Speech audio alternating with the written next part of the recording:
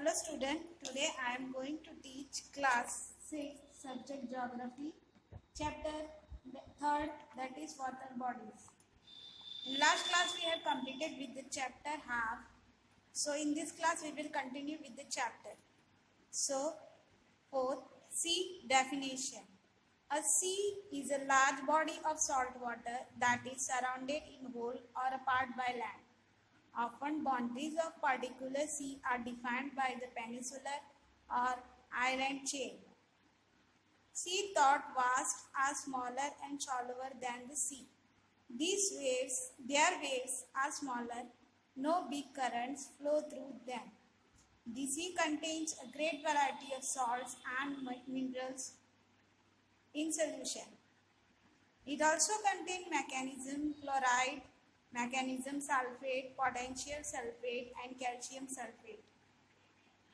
Next topic is distribution of sea.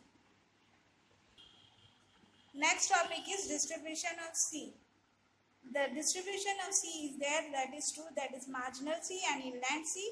In marginal sea is the division of ocean adjacent to or widely open to the open ocean at the surface, example Bering Sea, North Sea, Arabian Sea. Whereas inland sea, large lake is continental areas are often termed inland sea, example Black Sea, Red Sea, etc. The next topic is lake, that is lake is a large body of water on a land. It is bigger and deeper than a pond. Lake occupies hollow of the land surface in which water accumulates.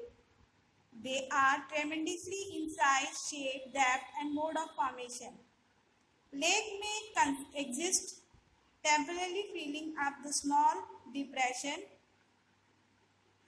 of undirting ground after having rain, but those which are deep and carry more water than that as evaporate remain permanent, example like Lake Geneva.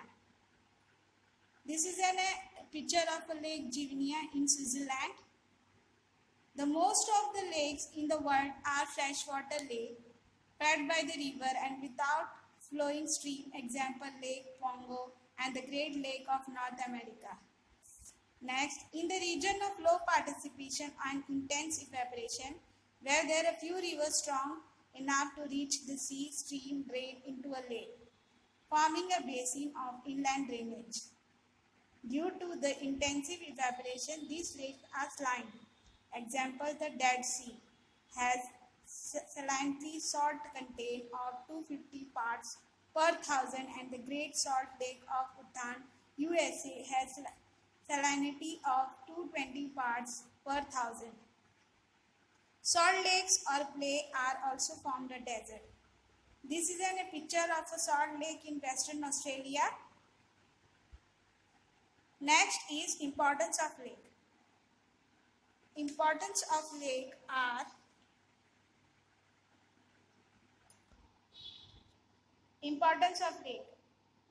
lake, economic and industrial development. Lake is important for the economic and industrial development. The first point, early settlement and town sites were very much influenced by the presence of lake, that is St. Lawrence waterway, were responsible for the industries in the area. Second point, water storage, domestic water supply of surrounding towns and industrial cities. Third point, hydroelectric power generation in mountainous district. Lakes or man-made reservoirs are used to generate hydroelectricity power. Fourth, agriculture purpose. Most of the freshwater lakes, once they drop off, are covered with the thick layer of fertile alluvium. Third, modern multipurpose dam. Fifth one is modern multipurpose dam. Besides generating electric power, also supply water for the irrigation. Next is source of food. We can say that many large lakes of important supply foods in form of freshwater fish. We can get fish from, these are the source of foods.